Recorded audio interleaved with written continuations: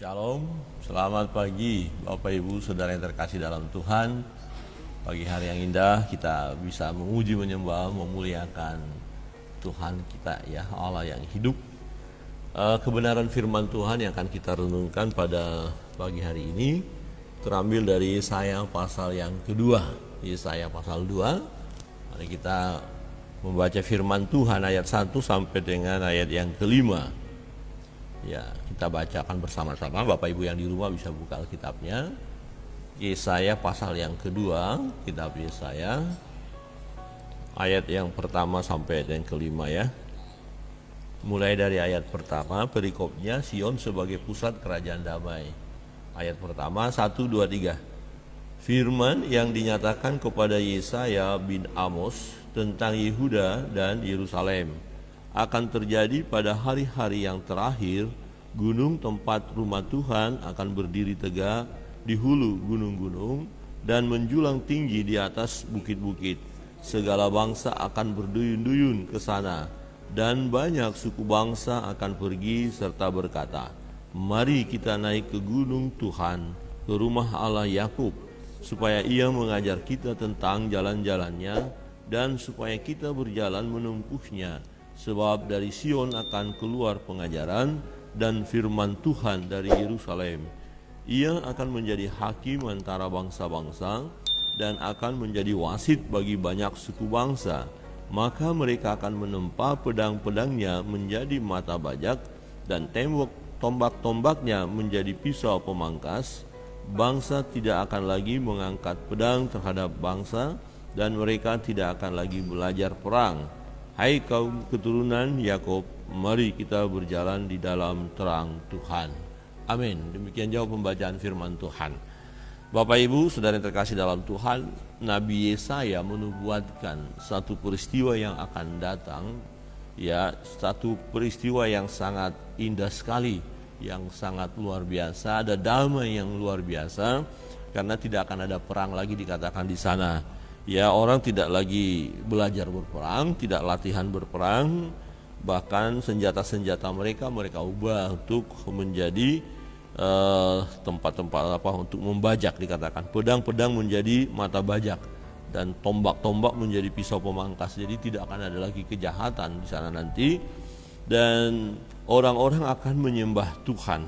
Nah, mari kita melihat ayat 2 dikatakan akan terjadi pada hari-hari terakhir. Nah, pada hari-hari terakhir. Nah, kalau sekarang kita lihat masih terjadi peperangan, ya, kebencian satu dengan yang lain, kekacauan itu masih terjadi. Ya, tetapi akan terjadi nanti satu masa damai, masa tenang, ya.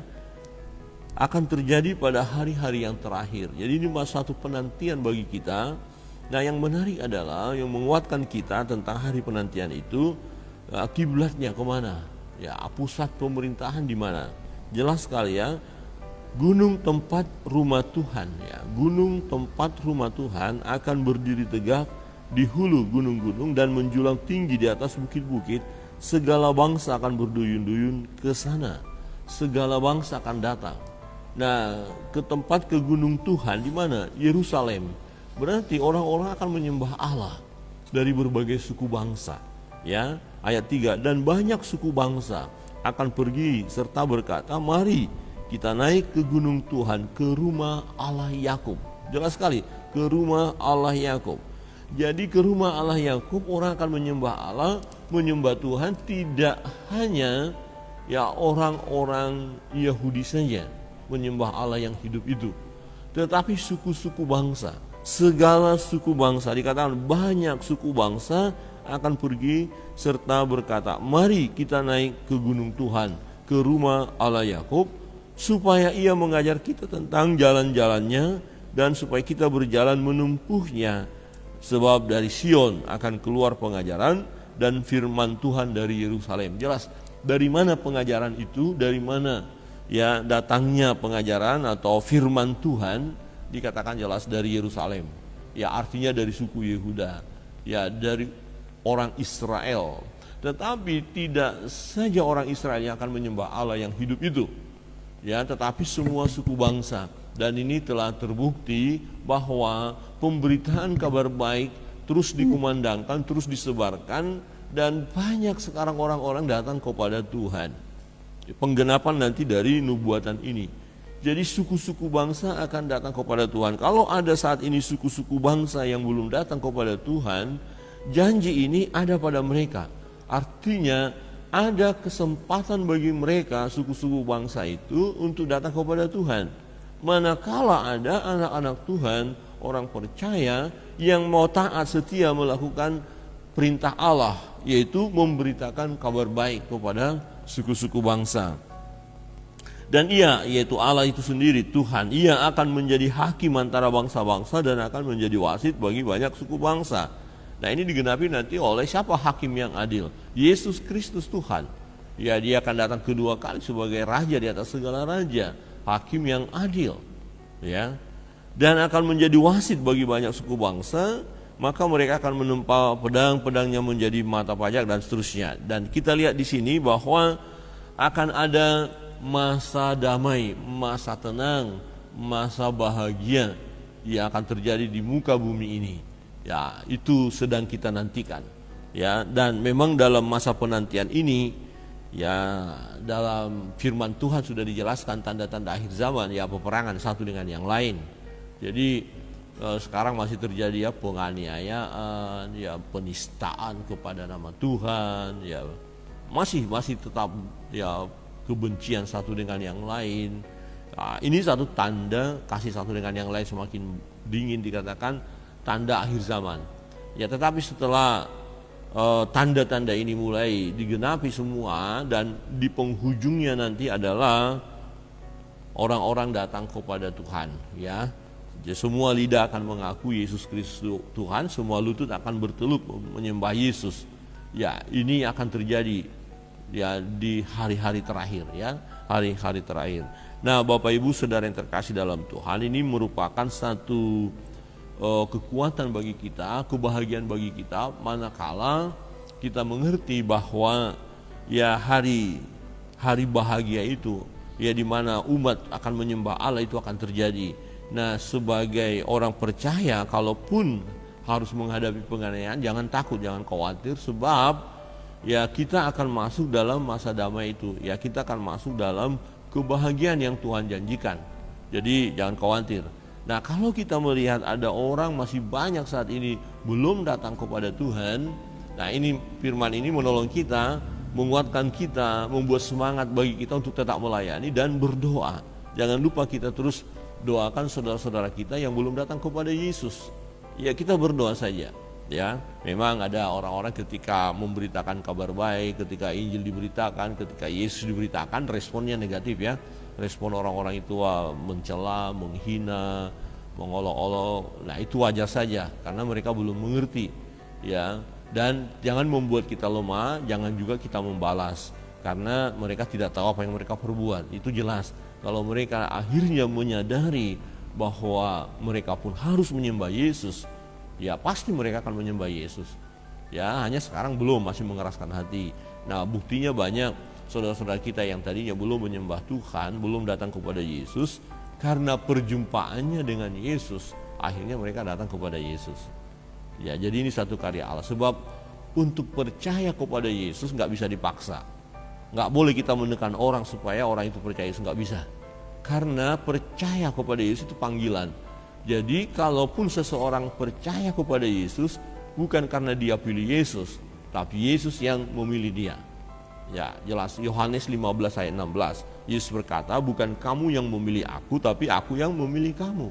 Jadi jelas orang-orang yang akhirnya percaya kepada Yesus itu karena dipilih oleh Yesus. Jadi saudara yang percaya kepada Yesus, saudara adalah orang-orang pilihan itu. Amin.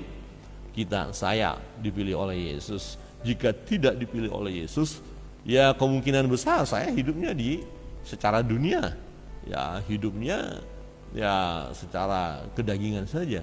Ya, tetapi karena Tuhan Yesus pilih, dan secara manusia, dari sisi kita manusia, kita respon. Saya respon dan kemudian saya taat, ya, mengikut dia, dan saya percaya akan janji-janjinya. Jadi ini satu nubuatan dari Nabi Yesaya, ya, memberitahukan kepada kita bahwa hal ini akan terjadi nanti. Jadi sesungguhnya akan banyak suku-suku bangsa datang kepada Tuhan. Ya, kita yang telah terlebih dahulu datang kepada Tuhan bersyukur. Ya, dan mereka yang belum kita terus bawa dalam doa. Ya, kita mengasihi mereka, kita berjuang untuk menggumuli mereka di hadapan Tuhan supaya mereka pun akhirnya bersama-sama dengan kita datang kepada Tuhan Yesus. Ya, menyembah, memuji, memuliakan Tuhan kita Yesus Kristus. Bapak Ibu Saudara terkasih dalam Tuhan, kebenaran firman Tuhan pagi hari ini kiranya menguatkan iman percaya kita. Jangan pernah kita mundur daripada iman percaya kita kepada Yesus. Amin. Jangan mundur apapun pergumulan, apapun situasi yang kita hadapi. Sekalipun ada tekanan, mungkin ada hambatan bagi kita, dilarang beribadah, dilarang bersaksi, tetap kita setia kepada Tuhan. Yang kedua, mari kita ambil bagian dalam penggenapan firman Allah. Jadi bagaimana supaya suku-suku bangsa datang kepada Tuhan? Ya, mereka harus percaya Yesus. Nah, bagaimana supaya mereka percaya Yesus? Mereka perlu dengar Yesus. Nah, bagaimana supaya mereka dengar Yesus? Yang sudah percaya kepada Yesus beritahu tentang Yesus. Dan ini tugas kita. Amin.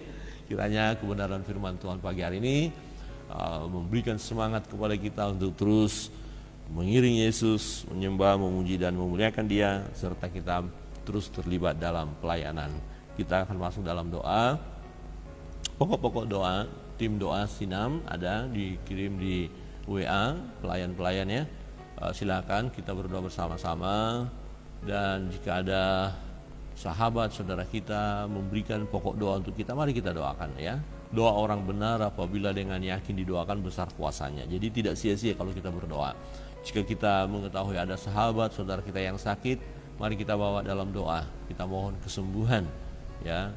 Bapak Seikum kita doakan supaya Tuhan pulihkan, Tuhan beri kekuatan kesehatan ya. Seikum Gekri, Pak Wandi kita serahkan pada Tuhan.